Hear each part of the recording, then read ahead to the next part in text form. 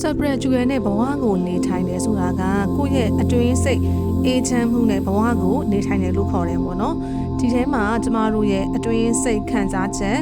ကိုယ့်ရဲ့ဘဝရည်ရွယ်ချက်ကိုယ့်ဘဝကိုဘယ်လိုဖြတ်သန်းခြင်းလဲဆိုတဲ့အဓိပ္ပာယ်တွေပါဝင်တယ်ဒီအဓိပ္ပာယ်တွေရဲ့အနောက်ထဲမှာ separate ကျွေကဘာတွေနဲ့ချိတ်ဆက်ထားလဲဆိုတာကိုဆက်ပြီးတော့ပြောပြပေးမယ်ဒါကိုအချက်6ချက်နဲ့ပြောပြပေးမယ်နံပါတ်1အချက်ကတော့ကိုယ့်ရဲ့ယုံကြည်မှုဆိုတာပါတယ်ကျမတို့ကလူတစ်ယောက်ကိုဥဆောင်နိုင်တာဒီယုံကြည်မှုပဲလူတစ်ယောက်မှာကကိုယ်ဘလို့ပုံစံသွားချင်တာလဲဘလို့ပုံစံလိုချင်တာလဲဆိုတာကကိုယ့်ရဲ့ယုံကြည်မှုပြင်းထန်ရင်ပြင်းထန်တဲ့လောက်ကိုလိုချင်တဲ့အရာကိုရနိုင်တယ်ကျမတို့ဘဝမှာနော်ကားတွေလေမြန်တွေဆိုင်ကယ်တွေလူတွေဖန်တီးထားတဲ့အရာတွေပေါ့နော်ဒါတွေဒီအရင်ဦးဆုံးယုံကြည်ချက်ကနေစပြီးတော့ဖြစ်လာတာဒီအရာတွေကတခါတည်း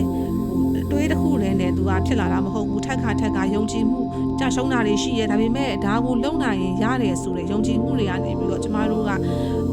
ဖြစ်ပေါ်လာတာဖြစ်တယ်ကိုလျှက်စစ်မီးကိုကျမတို့လေးမြန်တို့เนาะမထင်မှတ်စရာကောင်းတဲ့တယ်လီဖုန်းတို့ဒါတွေဒီယုံကြည်မှုတစ်ခုတွေကနေစတင်နေတာဖြစ်တယ်ဒါကြောင့်မို့လို့ကျမတို့ကလူတစ်ယောက်မှာက separate ကျွဲဆိုတာကယုံကြည်မှုဆိုတာပါတယ်ဒီလိုမျိုးယုံကြည်မှုရှိမှသာကိုယ့်ရဲ့ဘဝကိုဘယ်လိုပုံစံဖြစ်ချင်တာလဲဆိုတဲ့လက်တွေ့ဘဝကိုရောက်ရှိနိုင်တာဖြစ်တယ်နံပါတ်2အချက်အိနာပိဆိုတဲ့အတွင်းစိတ်ငြိမ်းချမ်းခြင်းပါတယ်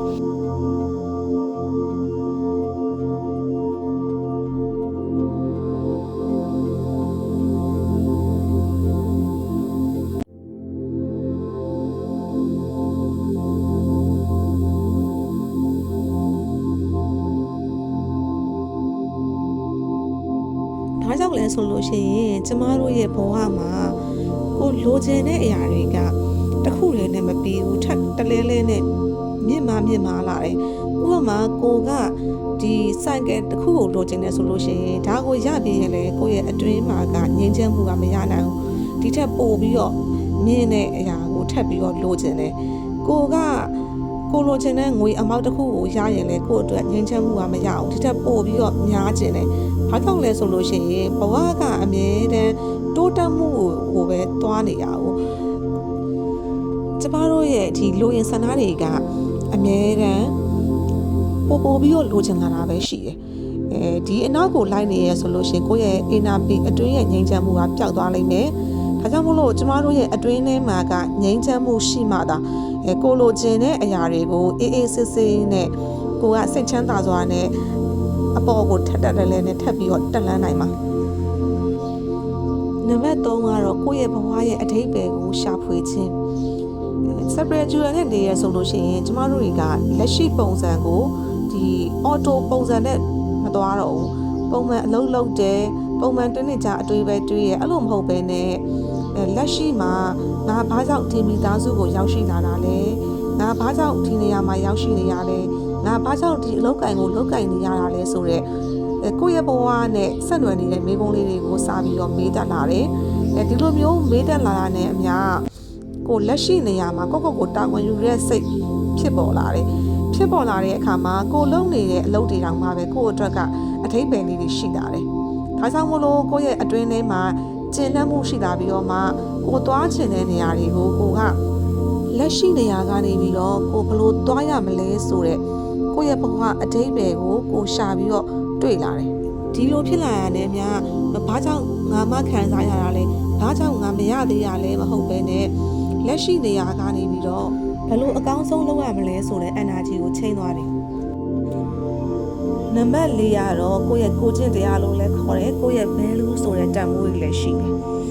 တန်ဖိုးလို့ခေါ်တာပေါ့နော်ကိုယ့်ရဲ့တန်ဖိုးလူတစ်ယောက်နဲ့တစ်ယောက်ကကိုယ့်ရဲ့ပုံစံကိုသတ်မှတ်ထားတဲ့တန်ဖိုးချင်းဟာမတူနိုင်ဘူးဒီမှာနားထောင်နေတဲ့လူတစ်ယောက်မှာဆိုလို့ရှိရင်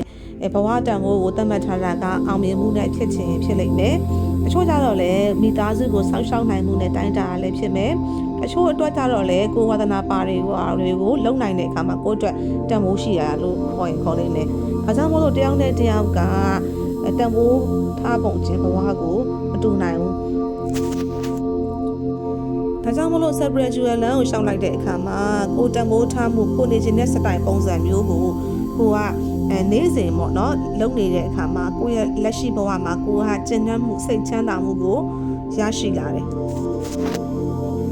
နေ့စဉ်ပျော်ရွှင်မှုလေးတွေကျဉ်းနှံမှုလေးတွေကို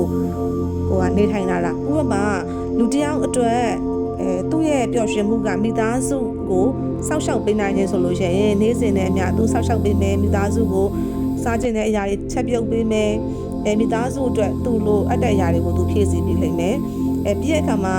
သူ့ရဲ့ value ကကြတော့အများနဲ့တင်ယူနေရဆိုလို့ရှိရင်မိသားစုကိုလည်းစောင့်ရှောက်ပေးမယ်သူ့အတွက်တိုးတက်တဲ့အရာမှန်သမျှသူဒီ